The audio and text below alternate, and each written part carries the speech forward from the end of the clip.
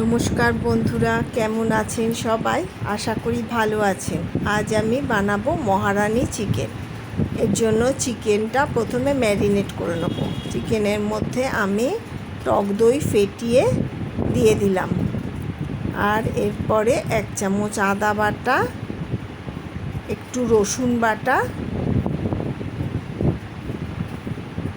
আর দেব নুন আর কাসুরি মেথি দিয়ে দিলাম। এবার আমি এগুলো ভালো করে মেখে চিকেনের সাথে আধ ঘন্টা ম্যারিনেট করতে দেব।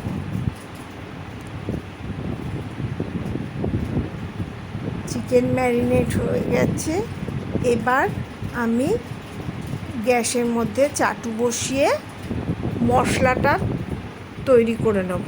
এর মধ্যে একটু ধনে, একটু মৌরি আর জিরে ড্রাই রোস্ট করে গুঁড়ো করে নেব।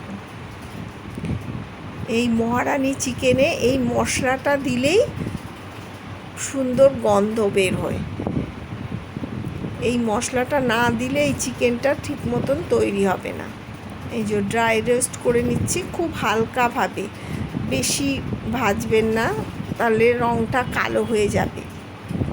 ড্রাই রোস্ট করে আমি গুঁড়ো করে রেখে দেব। আর এদিকে আমি আমন্ড আর কাজু ভিজিয়ে রেখেছিলাম। খোসা ছাড়িয়ে আমন্ডের আর কাজুগুলো 2টো কাঁচা লঙ্কা দিয়ে আমি বেটে নেব মিক্সিতে। এবার কড়াতে সাদা তেল দিলাম। তেলটা গরম হলে একটা ছোট পেঁয়াজ কুচি এর মধ্যে দিয়ে দিলাম, দিয়ে একটু ভাজতে হবে অল্প লাল লাল করে।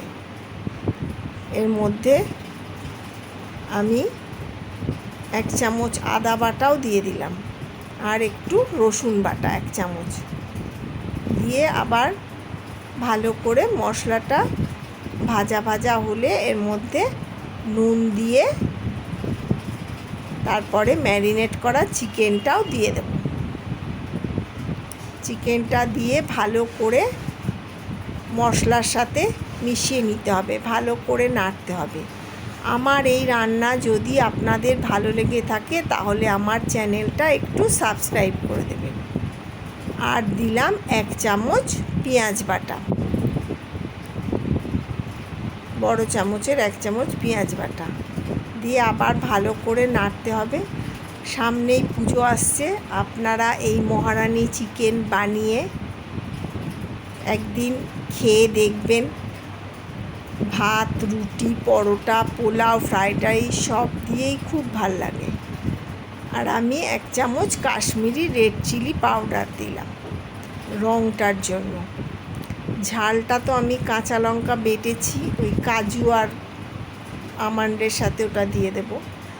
আর যে ড্রাই রোস্ট করে শুকনো মশলাটা করেছিলাম ওটা আমি 1 চামচ এর মধ্যে দিয়ে দিলাম, দিয়ে মাংসটা ভালো করে কষাতে হবে।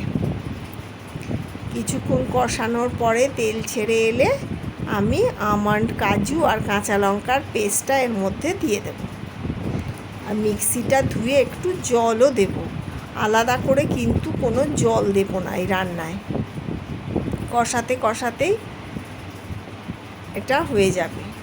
মাংসটা ম্যারিনেট করা ছিল তো অনেকক্ষণ, নরম হয়েই গেছে।